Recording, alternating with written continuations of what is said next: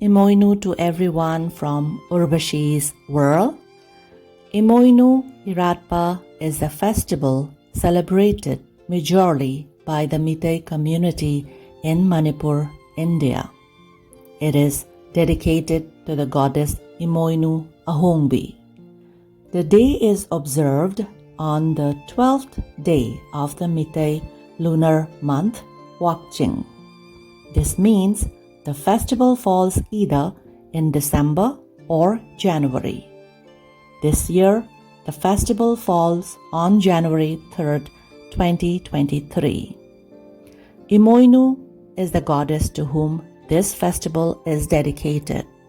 In the Meitei mythology, she is associated with household, kitchen, wealth, peace, and prosperity. We will offer rice, vegetables, fruits, and fish to the goddess during Imoinu Iratpa. We have offered our prayers and going to enjoy a delicious meal tonight. I hope this was informative to everyone who are watching my channel. Thank you. Bye-bye.